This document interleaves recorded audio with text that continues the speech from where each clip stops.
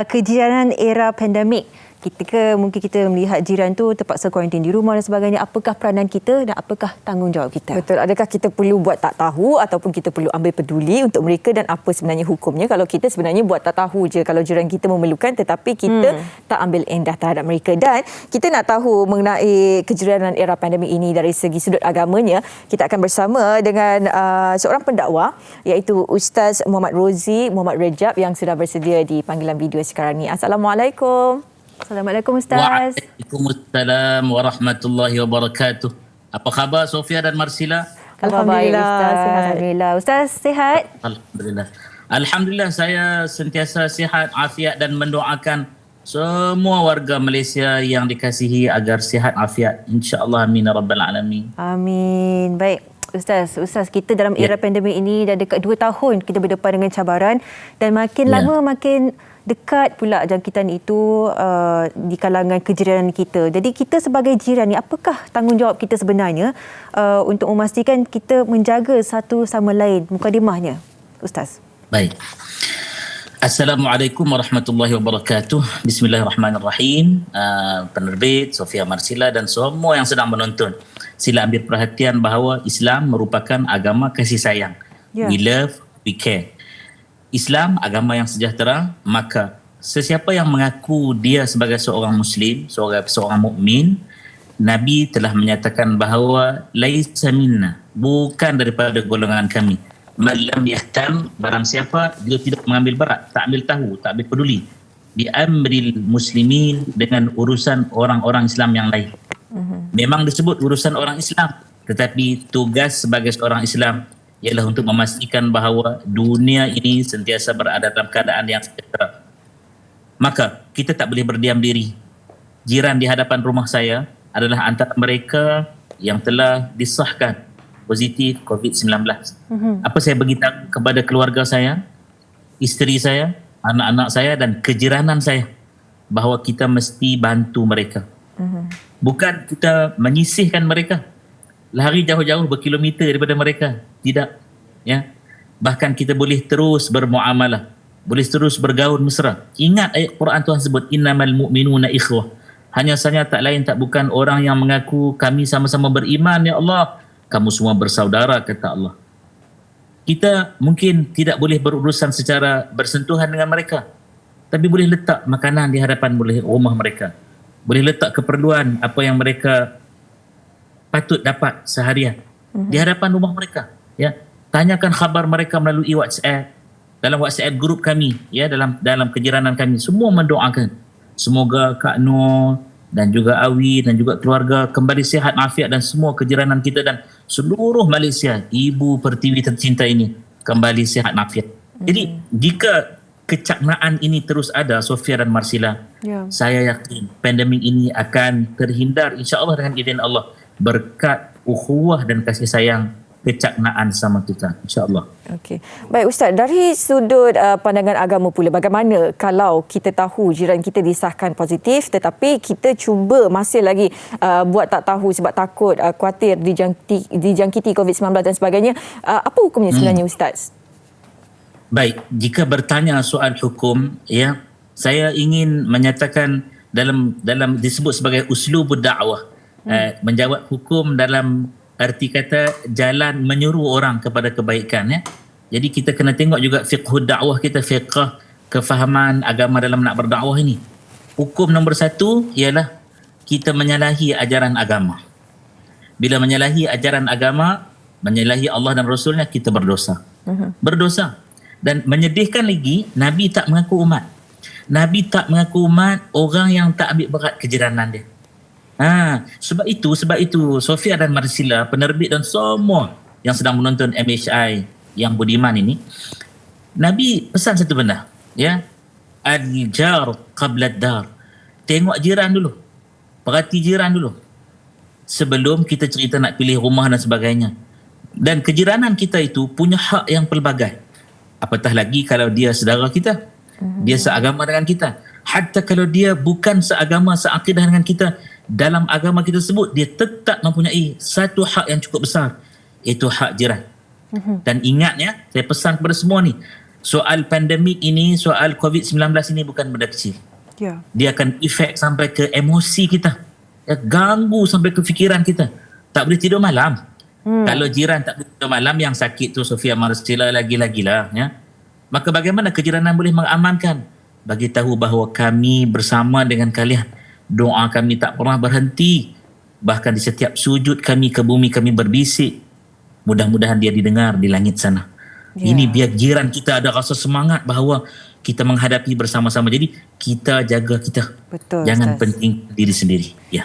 Ustaz, Ya. untuk kita benar-benar memutuskan rantaian pandemik COVID-19 ini adalah kesefahaman kita dalam satu kawasan kejiranan. Jadi apakah adabnya sekiranya kita perlu menegur jiran kita yang barangkali tak jaga SOP, yang membiarkan anak-anaknya berlega-lega di kawasan itu, sedangkan memang dah disahkan kawasan itu adalah mempunyai banyak kes positif contohnya. Jadi apakah hukumnya untuk kita menjaga adab pada masa yang sama memastikan mereka menjaga disiplin mereka, Ustaz? Cantik sungguh apa yang diutarakan tadi, ya. Dia ada dua benda. Semua orang tahu. Bahkan kata pujangga sebut, tiada ilmu bagi orang yang tiada adab. Tinggi macam mana pun pengajian dia, ya. Belajarlah sampai universiti mana pun. Tak nak sebutlah mana-mana universiti, nanti sensitif kan. Tapi kalau tak ada adab, maka hilanglah akan segala ilmu dia. Maka adab itu kita ada disebut sebagai line of authority. Kita ada penghulu kita. Kita ada ketua kejiranan kita.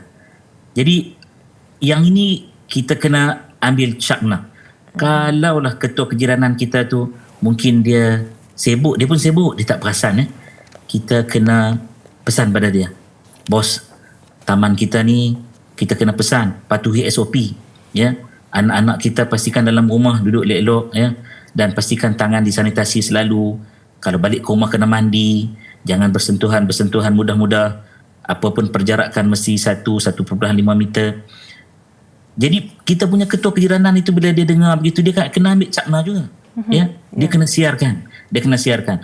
Kita tak mahu begini. Kadang-kadang kita sebagai ahli komuniti biasa, memang kita prihatin. Ya, kita pun post satu benda. Kadang ketua kita kata, aku belum cakap apa-apa lagi.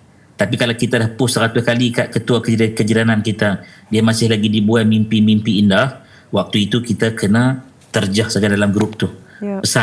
Ya. Pesan sebut. Bahkan kejiranan kami memang alhamdulillah, saya syukur. Pagi-pagi tadi dah pesan anak-anak, jangan berkeliaran, duduk di rumah, patuhi SOP. Dan mesti sebut, bukan sebut apa, bukan gertak, tapi sebut itu sebagai satu awareness, kesedaran. Ya, pihak berkuasa, PDRM dan sebagainya buat rondaan untuk pastikan kita patuhi SOP.